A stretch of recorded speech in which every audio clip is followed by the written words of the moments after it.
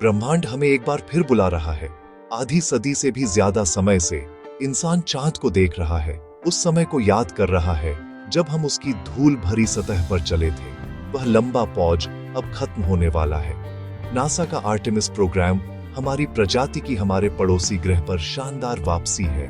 Exploration की कहानी में एक नया और बोल्ड चैप्टर। ये सिर्फ पास्ट को फिर से देखने के बारे में नहीं है, ये फ्यूचर बनाने के बारे में है।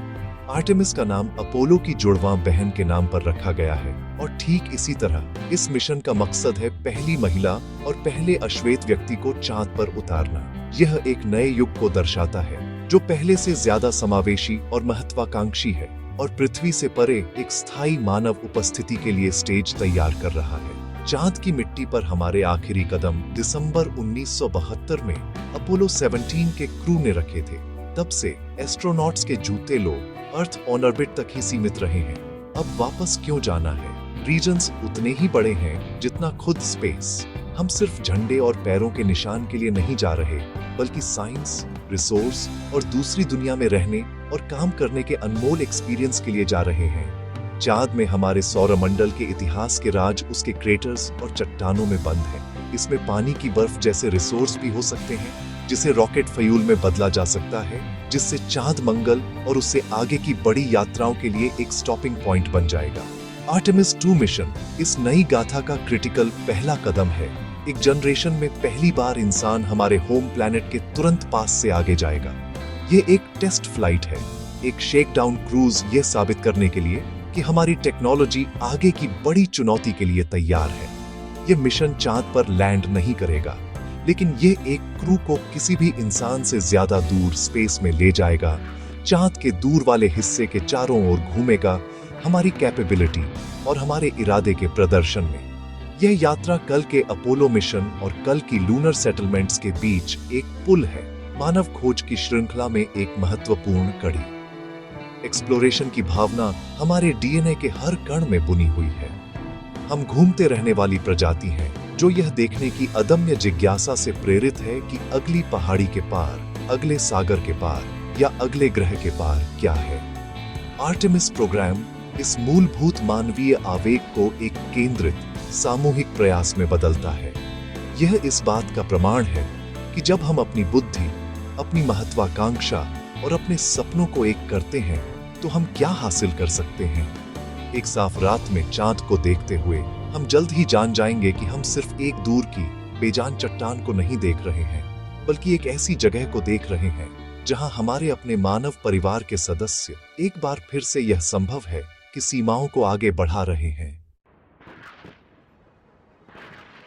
इस तरह के बड़े मिशन के लिए बेजोड़ शक्ति वाले रथ और असाधारण कौशल और साहस वाले क्रू की जरूरत होती है। इस ऐतिहासिक यात्रा के लिए वाहन है स्पेस लॉन्च सिस्टम या SLS। ये सिर्फ कोई रॉकेट नहीं है, ये मानवता द्वारा बनाया गया अब तक का सबसे शक्तिशाली रॉकेट है, इंजीनियरिंग का एक सच्चा दिग्गज। स्टैच्यू ऑफ लिबर्टी से भी ऊंचा SLS लिफ्ट ऑफ पर 8.8 मिलियन पाउंड का जबरदस्त थ्रस्ट पैदा करता है। इसका मकसद एक ही है, इंसानों और उनके उपकरणों को पृथ्वी के गहरे गुरुत्वाकर्षण कुएं से बाहर निकालना और उन्हें चांद की ओर एक ट्रेजेक्टरी पर भेजना। यह एक आधुनिक चमत्कार है जो दशकों के रॉकेटरी इनोवेशन से पैदा हुआ है, जिसे हमारी चंद्र महत्वाकांक्षाओं को एक बार फिर हकीकत बनाने के लिए डिजाइन किया गया है। आग के इस खंभे के ऊपर ओरियन कैप्सूल होगा, जो नई पीढ़ी के खोजकर्ताओं के लिए डिजाइन किया गया 21वीं सदी का अंतरिक्ष यान है। ओरियन क्रू का घर है, उनका जीवन रक्षक है और गहरे अंतरिक्ष के कठोर वातावरण से उनकी ढाल है।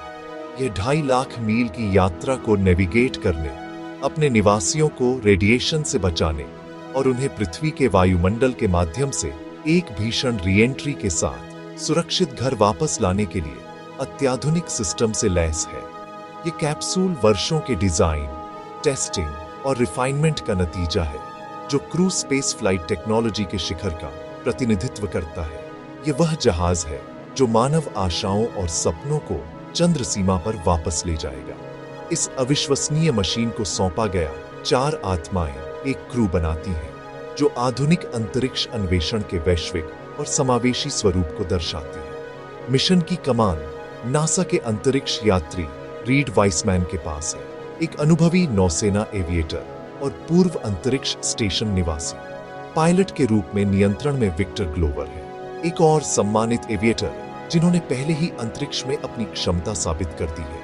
मिशन स्पेशलिस्ट क्रिस्टीना कोच एक रिकॉर्ड ब्रेकिंग अंतरिक्ष यात्री के रूप में अपना अनुभव लेकर आती है, जिन्होंने एक महिला द्वारा सबसे लंबी एकल अंतरिक्ष उड़ान पूरी की। और हमारे अंतरराष्ट्रीय भागीदारों का प्रतिनिधित्व करते हुए कनाडाई अंतरिक्ष एजेंसी के अंतरिक्ष यात्री जेरेमी हेंसन एक मिशन स्पेशलिस्ट के रूप में काम करेंगे, जो गहरे अंतरिक्ष में जाने वाले पहले गैर अमेरिकी बनेंगे। साथ में ये 4 व्यक्ति खोजकर्ताओं की एक टीम बनाते हैं। उनका 10 दिवसीय मिशन हार्डवेयर और उनकी अपनी क्षमताओं दोनों का एक कठिन परीक्षण होगा। वे ओरियन कैप्सूल को मैन्युअल रूप से उड़ाएंगे, इसके सिस्टम को उनकी सीमाओं तक धकेलेंगे और चंद्रमा के दूर वाले हिस्से के चारों ओर यात्रा करेंगे। हमारे ग्रह को अंतरिक्ष के अंधेरे में निलंबित एक छोटे नीले मार्बल के रूप में देखेंगे। वे सिर्फ यात्री नहीं हैं, वे शब्द के सही अर्थों में टेस्ट पायलट हैं। हर सिस्टम को यह सुनिश्चित करने के लिए सत्यापित कर रहे हैं कि यह उन भविष्य के क्रू के लिए सुरक्षित है जो उनके रास्ते पर चलेंगे और चंद्रमा पर चलेंगे।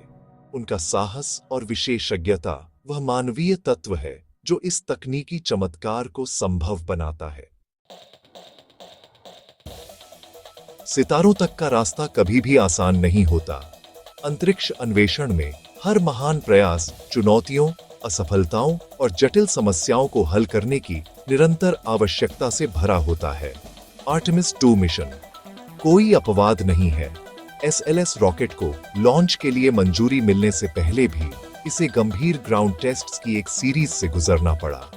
सबसे महत्वपूर्ण में से एक है wet dress rehearsal, launch countdown का एक पूरा सिमुलेशन, जहां रॉकेट के बड़े टैंकों को 7,50,000 गैलन से ज्यादा सुपर क्यूल्ड लिक्विड हाइड्रोजन और लिक्विड ऑक्सीजन से भरा जाता है।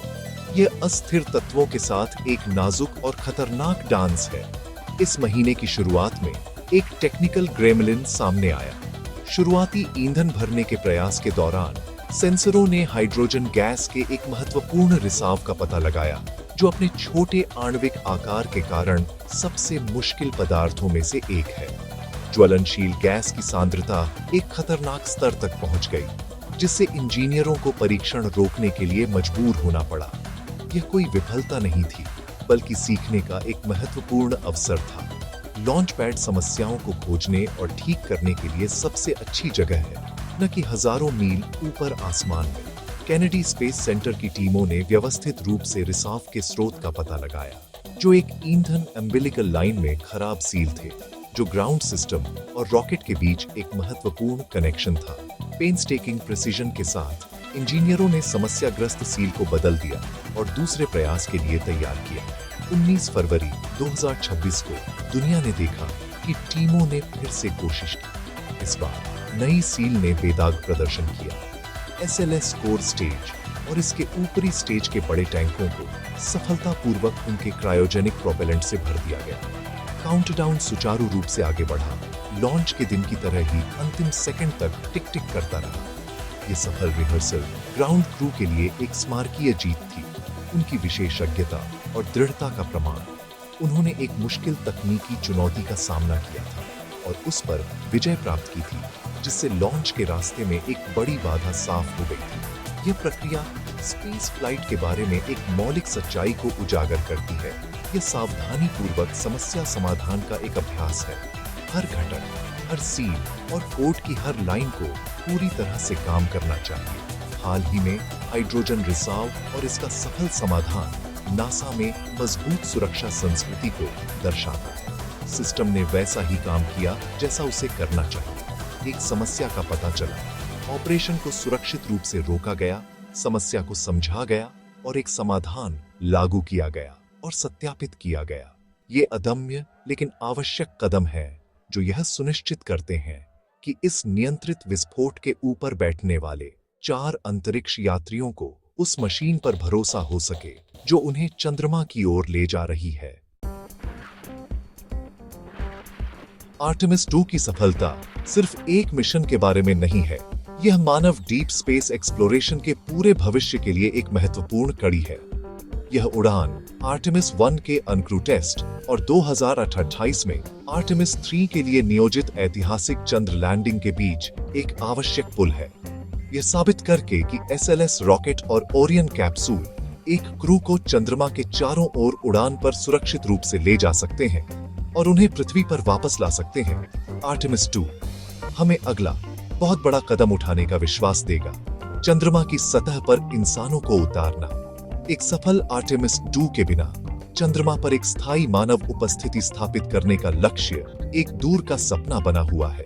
यह मिशन एक क्रूसिबल है जो न केवल हार्डवेयर का परीक्षण करता है बल्कि घर से इतनी दूर की यात्रा के लिए आवश्यक संचालन, संचार और टीम वर्क के जटिल जाल का भी परीक्षण करता है। एकत्र किया गया डेटा भविष्य के मिशनों के लिए अमूल्य होगा, जो चंद्रमा के दक्षिणी ध्रुव पर उतरेंगे, एक ऐसा क्षेत्र जिसे पानी की बर्फ से समृद्ध माना जाता है।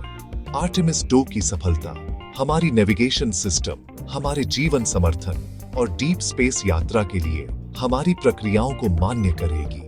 यह आर्टेमिस 3 और बाद के मिशनों के लिए एक चंद्र आधार शिविर बनाने, जबरदस्त विज्ञान करने और स्थानीय संसाधनों का उपयोग करके भूमि से दूर रहने का तरीका सीखने का मार्ग प्रशस्त करेगा। लेकिन आर्टेमिस का महत्व तकनीकी मील के पत्थरों से कहीं ज्यादा है। यह मानवीय भावना के बारे में एक गहरा बयान है। संघर्ष और असहमति से अक्सर बंटी हुई दुनिया में अंतरिक्ष अन्वेषण एकता की एक दुर्लभ और शक्तिशाली दृष्टि प्रदान करता है। आर्टेमिस समझौते जो इस कार्यक्रम को रेखांकित करते हैं, ने दुनिया भर के देशों को शांतिपूर्ण और सहकारी अन्वेषण की एक साझा खोज में एक साथ लाया है। एक कनाडाई अंतरिक्ष यात्री की अमेरिकी सहयोगियों के साथ उड़ान की छवि इस सहयोगात्मक भावना का प्रतीक है, ये दिखाते हुए कि ज्ञान और खोज की तलाश राष्ट्रीय सीमाओं को पार करती है। ये मिशन सिर्फ एक देश का नहीं, बल्कि पृथ्वी पर सभी का है। अंततः यह हमारी प्रजाति के लिए एक बड़े गर्व का क्षण है। हम ब्रह्मांड को सचेत कर रहे हैं और इसे एक्सप्लोर करना हमारा सौभाग्य और शायद हमारा भाग्य है। चंद्रमा पर वापस यात्रा शुरू करना, प्रगति में हमारे विश्वास, कठिन समस्याओं को हल करने की हमारी क्षमता और सपनों की शक्ति को फिर से पुष्टि करना है। जब एसएलएस के इंजन जलेंगे और वाइसमैन, ग्लोवर, कोच और हैंसन को स्वर्ग की ओर धकेलेंगे, तो वे अरबों की आशाओं को लेकर चलेंगे। यह एक अनुस्मारक है कि जब हम सितारों को देखते हैं तो हम सिर्फ अंतरिक्ष की विशालता को नहीं देखते हैं, बल्कि मानवता की असीमित क्षमता को देखते हैं। यात्रा अभी शुरू हुई है।